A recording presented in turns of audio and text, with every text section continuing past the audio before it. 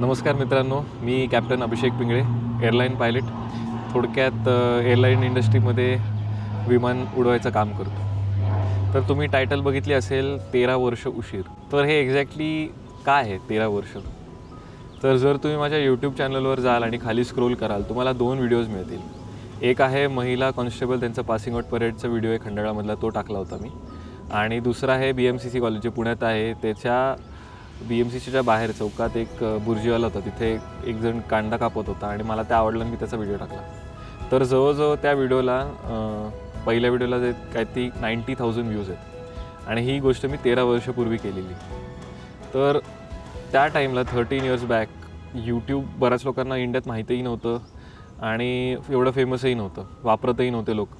पण त्यावेळेस for some reason मला यूट्यूबचं पोटेन्शियल कळालं होतं आणि यूट्यूबनी आपण किती लोकांशी कनेक्ट करू शकतो आणि त्याचे काय बेनिफिट्स होऊ शकतात हे थोडासा मला एक त्यावेळेस आयडिया आलेली आणि ही इंडियात पण फेमस होईल. मग मी त्यावेळेस खर्च करून एक छान ट्रायपॉड घेतलेला, तो US वरून मागवलेला, एक माईक घेतलेला आणि म्हटलं आपण पण व्हिडिओज बनवून आपणही टाकू यूट्यूबवर. पण सुरुवात केली, व्हिडिओज बनवले, त्याच्यात काय मजा नव्हती येत, बोलता नव्हतं येत कॅमेऱ्यासमोर, भीती वाटायची. तर बनवायचं तर म्हणून प्रोक्रॅस्टिनेट करायला लागलो की नाही अजून थोडं चांगलं करू, अजून थोडं व्यवस्थित बोलू. असं करत करत मी टाळत गेलो आणि मग म्हटलं नाही पुढच्या महिन्यात मग अजून काहीतरी प्रॅक्टिस करू. पण ते फॉर सम रिझन ती भीती मनात दडलेली आणि त्याच्यामुळं नंतर मग मी ते टाळून दिलं की कॅमेरा चालू करायचा आणि काय बोलताच यायचं नाही. म्हणून असं वाटायचं यार कशाला आपण हे सगळं करतो आहे, काय गरज आहे. मी जस्ट ते पोस्टपोन करत गेलो. प्रोक्रॅस्टिनेशन आपल्याला वाटतं की फक्त टाळणं आहे किंवा लेझीनेस आहे, तर मला तसं नाही वाटत. आणि बाय द वे प्रोक्रॅस्टिनेशन म्हणजे एक गोष्ट टाळणे आणि ती न करणे आणि त्याला काहीतरी रिझन्स देणे. तर एक असं लोकांना वाटतं की नाही हा आळशी आहे आणि इच्छा नाही वगैरे, पण त्याच्या पलीकडे आय थिंक एक भीती असेल किंवा लोक काय म्हणतील जर मी हे केलं तर, लोक नावं ठेवतील का वगैरे वगैरे, ह्या मनात भीती असतात. आणि प्लस जे कॅमेऱ्यासमोर बोलायचं कॉन्फिडन्स. एक गोष्ट आपण ठरवली की करायची आणि मग नंतर फॉर सम रिझन काहीतरी अडथळे येतात आणि आपण ती टाळतो आणि सोडून देतो. त्याच्यात आपल्याला सेल्फ डाऊट्स असतात. तर ते सेल्फ डाऊट्स आय थिंक मलाही होते त्यावेळेस आणि ते कंटिन्यू होत गेले सेल्फ डाऊट्स. मग तेव्हा कोणी गायडन्स करायला नाही किंवा कोणी सांगायला नव्हतं की बाबा तू करू शकतोस व्यवस्थित हे ते. तर मला वाटतं ही भीती जी आहे की आपल्याला लोक काय म्हणतील, आपल्याला जमेल का, हे सगळं कल्मिनेट होतं सेल्फ डाऊटमुळे. जर तुम्हाला सेल्फ डाऊट इरॅडिकेट किंवा काढायचं असेल तुमच्यातून, तर त्याचा बेस्ट आणि मला तर काम करतो तो सोल्युशन आहे की सेल्फ टॉक. म्हणजे तुम्ही स्वतःशी काय बोलतात, स्वतःला काय सांगतात, स्वतः मनातल्या मनात तुम्ही काय विचार करतात. आय थिंक हे खूप मोठं रोल प्ले करतं तुमच्या स्वतःच्या कॉन्फिडन्समध्ये.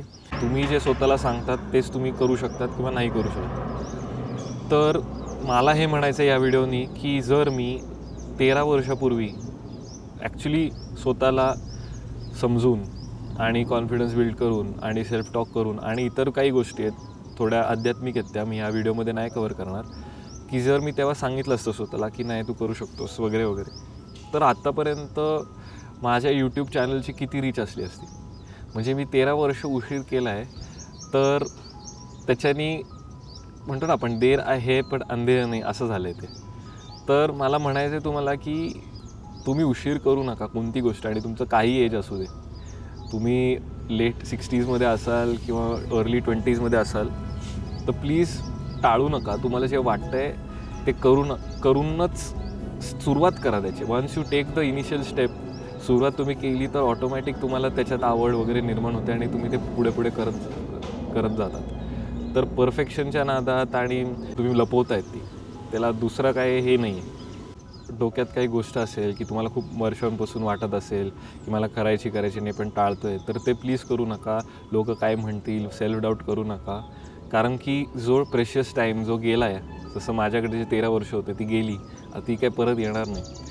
तर तसंच जर तुम्हाला काही नवीन काही शिकायचं असेल, काही इन्स्ट्रुमेंट असेल किंवा काहीतरी नवीन हॉबी असेल किंवा काही स्टार्टअप करायचं असेल, तर I think this is the right time to do. आता एक्झाम्पल द्यायचं म्हणजे माझे वडील आता इज रिटायर्ड 62 अँड ते आता लॉच्या फर्स्ट इयरमध्ये आहेत आणि आता सेकंड इयरमध्ये आय थिंक गेलेत. तर so there is no age. I think it's never too late असं म्हणतात इंग्लिशमध्ये. पण I feel time is money and it is precious. तर प्लीज तुमच्या मनात किंवा तुम्हाला काही गोष्ट करायची असेल तर ती प्लीज पोस्टपोन करू नका, प्रोक्रॅस्टिनेट करू नका, पुढे ढकलू नका. सुरुवात करा. स्वतःला समजा की तू करू शकतोस. आणि I think everybody has the potential to do whatever he or she thinks. फक्त आपले स्वतःचे डाऊट्स आणि लोक काय म्हणतील ह्याच्या नादी आपण जे आपण अचीव करू शकतो ते नाही करत. तर मला असं वाटतं की तुमचे आईवडील, तुमचे भाऊ बहीण, तुमचं लग्न झालं असेल तर तुमची मिसेस, मुलं आणि जवळचे 3-4 मित्र सोडून कोणालाही काही घेणं देणं नसतं की एक्झॅक्टली जे तुमच्याबद्दलचे जे ओपिनियन्स आहेत ते ॲक्च्युली मॅटर नाही करत. कारण की त्यांच्याचं इम्पॉर्टन्स तुमच्या लाईफमध्ये ॲक्च्युली 0 असतं. आणि आपल्याला वाटतं ते काय म्हणतात, ॲक्च्युली लोकांना काही घेणं देणं नसतं. आपणच आपल्याला ते एक बाउंड्री सेट केलेल्या असतात की अरे असं होईल, मग तो काय म्हणेल, हे काय. कोणाला काही घेणं देणं नसतं. लाईक आय सेड, एक 10 लोकं सोडून तुमच्या लाईफमध्ये जे ॲक्च्युली इम्पॉर्टंट आहे बाकी लोकं मॅटर नाही करत, त्यांचे ओपिनियन्स पण मॅटर नाही. सो जस्ट बी कॉन्फिडंट आणि just start doing whatever you want to do. It can be anything at any age, but the thing is to start. ते पहिलं पाऊल घेण्याचं इम्पॉर्टन्स खूप आहे. आता मी ह्या 13 वर्षात माझ्यात काय चेंज झाला तर त्याच्यात अध्यात्माचा ॲक्च्युली खूप मोठा रोल आहे. पण ते मी ह्या व्हिडिओमध्ये नाही बोलणार. व्हिडिओ मोठा होईल आणि टॉपिक जरा डिरेल होईल. पण सेल्फ टॉक, जसं मी बोललो, self talk is a major change that happened in my life. की आपण स्वतःला काय सांगतो, काय बोलतो, स्वतःत मनात आपले काय विचार येतात, ह्याच्याने आपलं लाईफ गव्हर्न होतं. सो मला हेच म्हणायचं आहे की तुम्ही असं माझ्यासारखं 13 वर्ष उशीर करू नका आणि प्लीज ते स्टेप घ्या. हे जे यूट्यूब चॅनल स्टार्ट करायच्या अगोदर मला पण असे डाऊट्स आलेले, पण मी हेच स्वतःला सांगितलं की लोक मॅटर करत नाही apart from your family. So they are your well wishers. दुसरे लोक ॲक्च्युली वेल विशर्स असतील नसतील हे तुम्हाला माहीत नाही आहे, बिकॉज ते तुमच्या पाठीमागे काय बोलतात we actually don't know. So it's better आपण त्यांचा विचारच नाही करू.